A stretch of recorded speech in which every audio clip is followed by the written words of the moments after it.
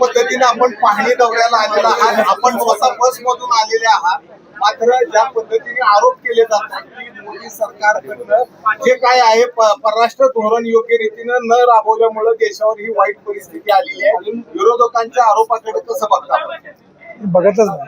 बघतच नाही काय आर्थिक मंदी आहे देशामध्ये, काय हे अचानक झालंय, डोमेस्टिक फेल्युअर आहे.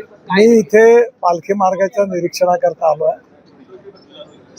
माझ्या आईची मृत्यूपूर्वी पंढरपूर आणि गाणगापूरच्या दर्शनाला आली होती.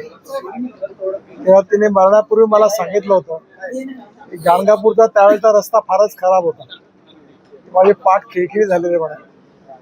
जर तुला कधी संधी मिळाली तर हे तुळजापूर, पंढरपूर, अक्कलकोट हे सगळे रस्ते चांगले कर. मला माझ्या आईचा आशीर्वाद आणि विठ्ठलाचा आशीर्वाद माझ्या हातून हे काम करण्याची मला संधी मिळाली.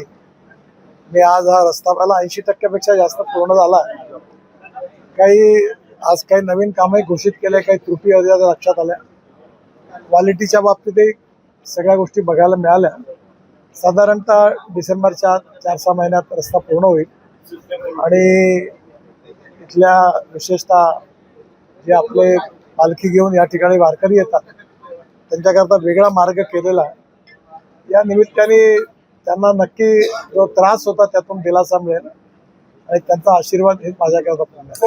जो 82 कोटीचा रस्ता जे आपण मंजूर केलाय माथेरी ते पंढरपूर, अत्यंत वाईट अवस्था आहे. 50% काम झालेलं नाहीये. 7 महिने उलटून गेलेली त्याची मुदत संपून 3 आषाढीत अशीच परिस्थिती झाली. याही वर्षी त्याच मरण्यात वारकऱ्यांना भोगावं लागणार आहे. बघतो आज उद्या रिव्ह्यू आहे. आज तो पूलही आहे त्याच्यात रेल्वेकडून काही परवानग्या नाही मिळाल्या. आज बघतो.